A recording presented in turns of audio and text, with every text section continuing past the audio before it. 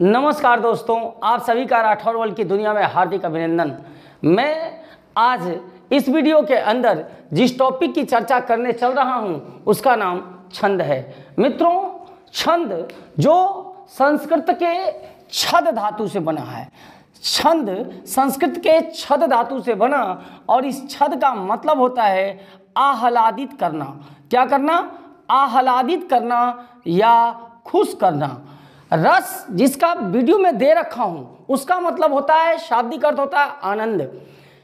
अलंकार जिसका अर्थ, शाब्दिक अर्थ भूषण, लेकिन छंद संस्कृत के छद धातु से बना जिसका मतलब आह्लादित करना या खुश करना होता है। मित्रों, जिस प्रकार से गद्य शास्त्र का नियामक व्याकरण है उसी प्रकार से पद्य शास्त्र का नियामक छंद है। इसकी सर्वप्रथम व्याख्या, सर्वप्रथम चर्चा ऋग्वेद में की गई और इसे पिंगल के नाम से भी जाना जाता है, क्योंकि इसका आदि कवि के रूप में व्याख्या जो हुई थी वो महर्षि पिंगल ने की थी। इस वीडियो के अंदर हम छंद के कितने अंग हैं, यानी इसमें चरण की भी चर्चा होगी, गण की भी चर्चा होगी, यति की भी चर्चा होगी, गति की भी, संख्या की भी, क्रम की भी, वर्ण की भी और मात्राओं की भी चर्चा होगी।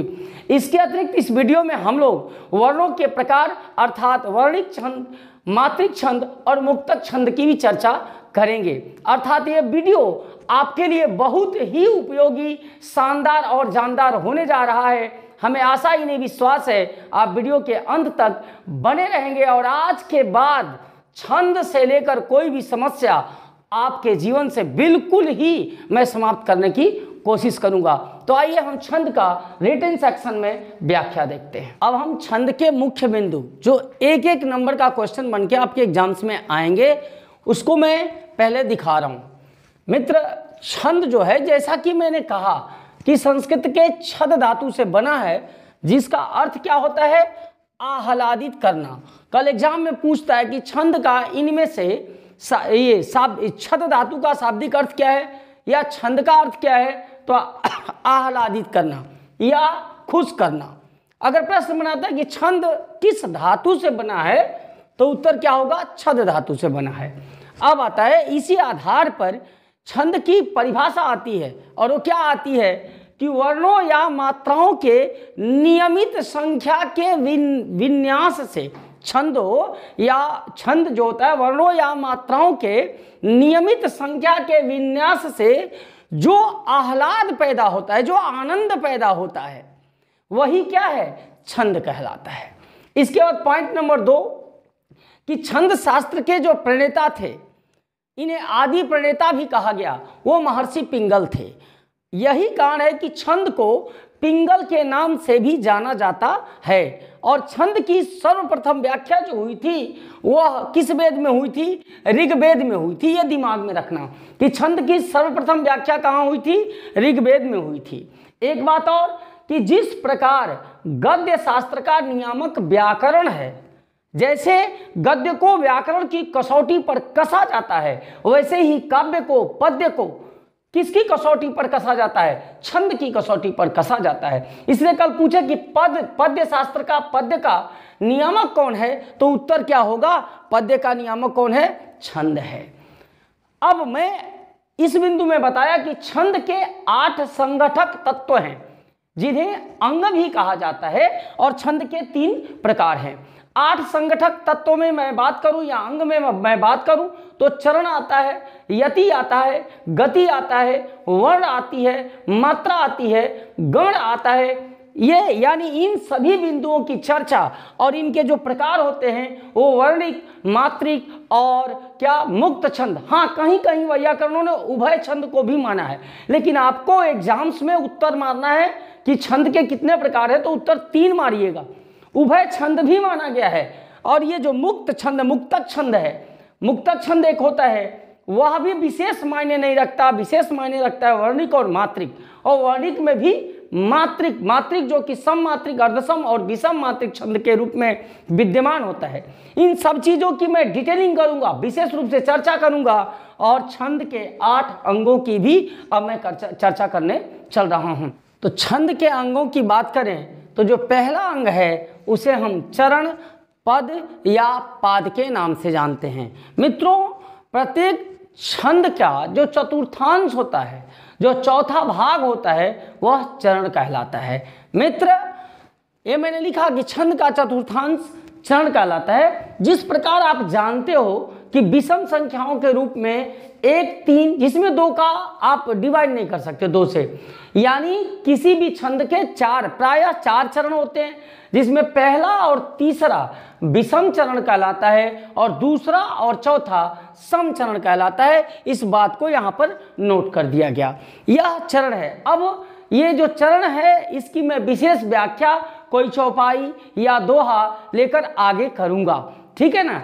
और उसी चरण में कहाँ यति होती है, गति होती है, एक उदाहरण लेकर हम इसकी डिटेलिंग करेंगे, वो बाद में। अभी फिर दूसरा पॉइंट क्या है कि वर्ण। आप जैसा कि जानते हो कि भाषा की जो सबसे छोटी इकाई होती है वो वर्ण कहलाती है।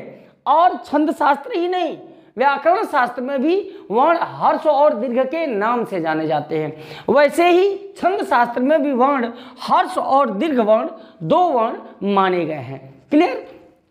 हर्ष वर्ण में आप जानते हो छोटे हर्ष ई और ये हर्ष ऊ और री होती है, जबकि दीर्घ वर्ण में क्या क्या हो जाते हैं, आ हो जाता है, दीर्घ ई हो जाता है, दीर्घ ऊ हो जाता है, ए हो जाता है, ऐ हो जाता है, ओ हो जाता है, औ हो जाते हैं। ये दीर्घ वर्ण कहलाते हैं। और इनकी कैसे गणना की जाती है ये आगे बताया जाएगा। उसके पहले मात्रा की डिटेलिंग करनी जरूरी है, क्योंकि हर्ष स्वरों को हर्ष स्वर एक मात्रा का निर्माण करते हैं और दीर्घ स्वर 2 मात्राओं का निर्माण करते हैं। यहाँ पर कहा क्या कि किसी वर्ण के उच्चारण में जो समय लगता है उसे क्या कहते हैं, मात्रा कहते हैं। हर्ष स्वर एक मात्रिक होता है, यह बिंदु दिमाग में रहना चाहिए कि हर्ष स्वर के लिए कितनी मात्रा, एक मात्रा, जिसे एक मात्रिक कहा गया। और दीर्घ स्वर क्या होते हैं, द्विमात्रिक, यानी 2 मात्राओं वाले होते हैं। अब मैटर आया कि हर्ष स्वरों को ही हर्ष स्वर लघु वर्ण का निर्माण करते हैं और दीर्घ स्वर गुरु वर्ण का निर्माण करते हैं। अर्थात लघु वर्ण ही एक मात्रिक वर्ण है और गुरु वर्ण ही द्विमात्रिक वर्ण है।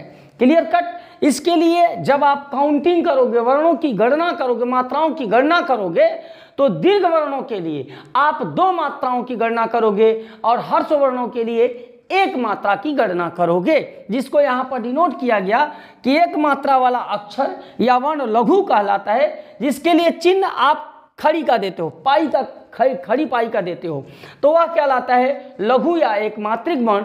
जबकि गुरु या दीर्घ द्विमात्रिक वर्ण जो होता है, यह 2 मात्राओं वाला वर्ण कहलाता है, वर्ण है जो गुरु कहलाता है। और गुरु को दर्शाने के लिए, इसको प्रस्तुत करने के लिए, दिखाने के लिए जो इसका चिन्ह होता है वह एक वर्तुल रेखा होती है।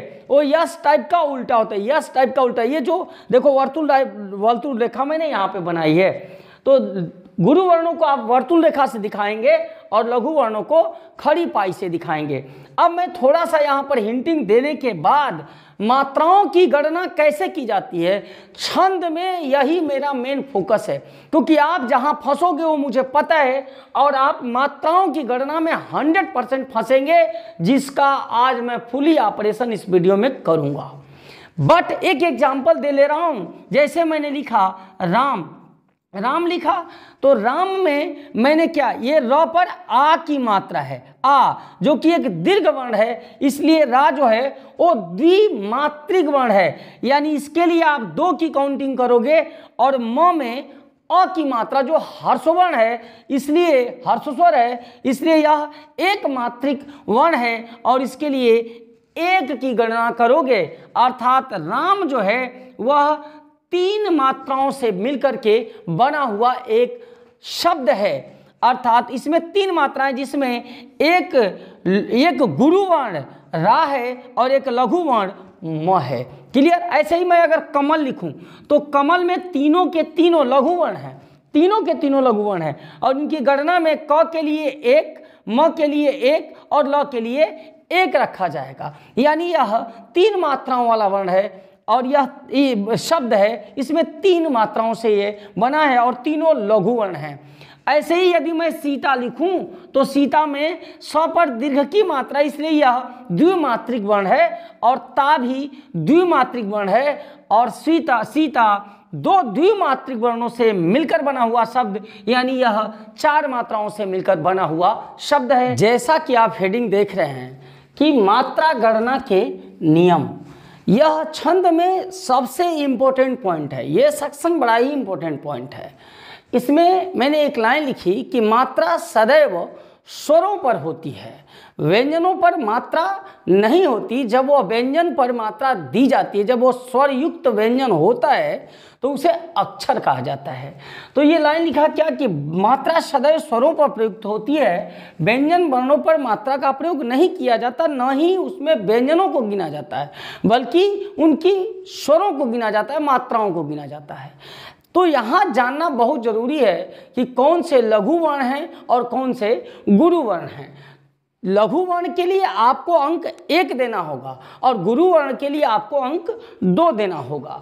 तो लघु वर्ण जिन्हें एक मात्रिक कहा गया, एक मात्रा जिसका आधार है, 1 अंक देना है, वे वर्ण है। जैसा कि आप वर्ण व्यवस्था में जानते हो, ये सभी जितने हर्ष वर्ण हैं वो लघु वर्ण या एक मात्रिक है। जैसे अ, ई हर्ष है, उ हर्ष है, री हर्ष है। और ध्यान देना है कि चंद्र बिंदु वाले वर्ण जब किसी भी, जैसे हमने लिखा, जैसे मैंने लिखा चांद या चंद्र लिखा, चंद्र, तो चंद्र पर मैंने जब चंद्र बिंदु दी तो आप चंद्र बिंदु की गणना संख्या के रूप में नहीं करेंगे, यानी चंद्र के लिए भी आप 1 अंक ही मानेंगे। चंद्र बिंदु के लिए आपको 1 अंक ही मानना है। अगर वह चांद पर होता तो चूंकि चा खुद एक दीर्घ वर्ण है, दीर्घ वर्ण का निर्माण कर रहा है, गुरु का निर्माण कर रहा है, इसलिए चांद में चा के लिए 2 ही गिना जाएगा, न कि आप चंद्र बिंदु के लिए गिनेंगे। इन्हें अनुनासिक भी कहा गया है, यानी अनुनासिक के नंबरों की मात्राओं के रूप में कोई गणना नहीं होती। ये क्लियर कट रहे, यानी चंद्र बिंदु को आपको 0 मान लेना है, चंद्र बिंदु को 1 अंक भी नहीं देना है, ठीक है। इसके बाद संयुक्त व्यंजन वाले हर्ष मात्रा युक्त वर्ण, हर्ष मात्रा युक्त, जैसे यदि मैंने लिखा नित्य, मैंने क्या लिखा, नित्य, तो नित्य में आप यह जो है इसमें ह्रस्व की मात्रा है, तो नित्य में कितनी मात्रा हो जाएगी, गिन के दिखा दे रहा हूं। 9 में लघु वर्ण है, इसलिए इसके लिए 1 अंक दिया जाएगा, और नित्य में य में भी लघु वर्ण है, इसलिए इसके लिए भी 1 अंक दिया जाएगा। यानी नित्य द्विमात्रिक शब्द है, इसमें 2 मात्राएं और इसमें 2 वर्ण भी हैं। लेकिन अगर इसको थोड़ा ये अशुद्ध शब्द होगा, मैं नित्या कर देता, तो नित्या में या चूंकि खुद लघु वर्ण है, इसलिए इसके लिए आप कितने देंगे, 2 देंगे। यानी आपको संयुक्त से लेना देना नहीं है, परंतु आपको यहां पर एक चीज मैंने लिखा हुआ है नीचे, ये नीचे वाली लाइन पे थोड़ा सजग रहना, मैं संयुक्त में बताऊंगा। अब इस पे आऊं कि जो गुरु या द्विमात्रिक हैं जिनके लिए 2-2 देना है, जैसे आ, दीर्घ ई, दीर्घ उ, और ये दीर्घ री है, ए, ओ और औ, इनके लिए आपको 2 अंक देने हैं। जब किसी वर्ण के ऊपर, किसी स्वर के ऊपर अनुस्वार हो, जैसे अंग, तो अंग आप दिया, तो अनुस्वार व विसर्ग वाले हर्षयुक्त वर्ण, हर्षयुक्त वर्ण होना चाहिए, तो अंग के लिए आप क्या मारेंगे, लघु, गुरु मारेंगे।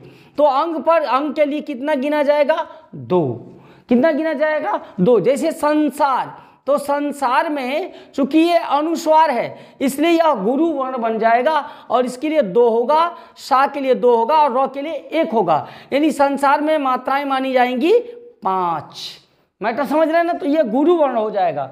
अर्थात दिमाग में तो सेटिंग बन रही होगी कि अनुस्वार व विसर्ग वाले वर्ण, विसर्ग वाले वर्ण ये हर्षयुक्त होने चाहिए। ये हर्षयुक्त वर्ण जितने हैं वो सभी के सभी क्या हो जाएंगे, गुरु या द्विमात्रिक कहलाते हैं। इसके बाद अर का मतलब समझे, जैसे मैंने लिखा वक्र, क्या लिखा, वक्र, तो वक्र में ये अर की मात्रा है कि नहीं है, ये अर की मात्रा है कि नहीं है, इसलिए इसका नियम जो कहता है कि अर वाला तथा हलंत वाला, जैसे एक शब्द लिखा राजन, तो राजन में 9 हलंत, तो ये इनका जो ये पूर्ववर्ती वर्ण ज और वक्र का पूर्ववर्ती वर्ण व, ये अर के कारण ये जब संयुक्त होगा तब, लेकिन त संयुक्त होगा, क संयुक्त होगा तो नहीं माना जाएगा।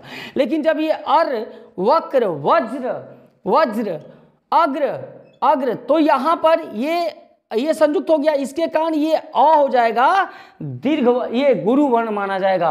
और अग्र में अ गुरु वर्ण होने के कारण ये 2 मात्रा लेगा और ग 1 लघु वर्ण, यानी 2 और 1 3 हो जाएगा। अब इसको अपनी भाषा में दिमाग में रखो, यानी ये जब अर आधा इससे जाके जुड़ेगा तो उसके लिए 1 अंक आप जोड़ दीजिएगा। क्लियर कट, 1 अंक आप जोड़ेंगे। और यदि हलंत है तो उसके लिए भी आपको 1 अंक का प्रयोग करना पड़ेगा। जैसे राजन में रा का 2 और ज, चूंकि न हलंत है तो न का पूर्ववर्ती वर्ण ज गुरु वर्ण माना जाएगा और ये 2 हो जाएगा, और न का 1, यानी 2 2 4 1 5। तो अपने लैंग्वेज में गिन सकते हो कि गुरु जी रा का 2 गुरु वर्ण है, ज का 1 और न में न का 1 और हलंत का 1, यानी हलंत का 1 मारना है और अर का भी 1 मारना है। क्लियर कट, ऐसे आपको गणना करनी पड़ेगी। चौथा अंग है यति। यति जिसका मतलब विराम होता है।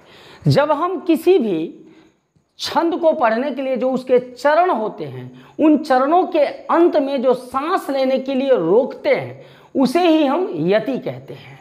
उस रुकना या विराम को ही यति कहा जाता है। जबकि हम आरोह और अवरोह के लिए जो लय लेते हैं उस लय को गति कहा जाता है।